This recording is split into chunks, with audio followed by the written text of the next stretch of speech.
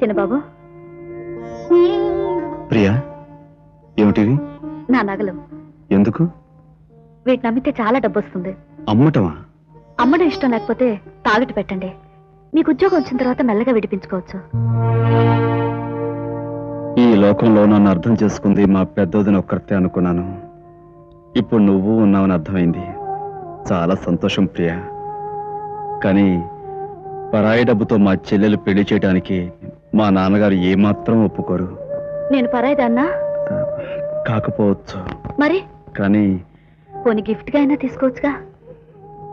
వద్దు ప్రియా, మా చెల్లెలు అనాథ కాదు. ఇంతమంది అన్నలుండి దాని పెళ్లి చేయలేమా? మేమీ చేస్తాం. నువ్వేమీ అనుకోకు.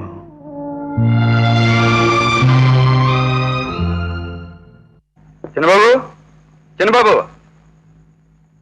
మీరా ఇంటిలో వచ్చారు? ఏమయ్యా, నువ్వేమైనా ఫుట్బాల్ ఛాంపియన్ పీలే అనుకుంటున్నావా? ప్రాక్టీస్ చేయొద్దు. సారీ సార్, ఈ మధ్య కొంచెం పనులు ఎక్కువ రాలేకపోయాను. సరేలేవయ్యా, పనులు ఎప్పుడు ఉండేవి కానీ మ్యాచ్ రోజు ఉండదు కదా. ఈ 4 రోజులు పనులన్నీ ఓ పక్కన పెట్టి శ్రద్ధగా ప్రాక్టీస్ చేయి. అలాగే సార్, ఇక్కడి నుంచి రెగ్యులర్ గా వచ్చి ప్రాక్టీస్ చేస్తాను. మీ ఇంట్లో ఎవరైనా అభ్యంతరం పెడుతుంటే చెప్పు, నేను వెళ్ళి మాట్లాడతా. అలాంటిది ఏం లేదు సార్. సరస్వతి, సార్ మీరు తప్పకుండా వస్తావుగా? తప్పకుండా వస్తాను సార్.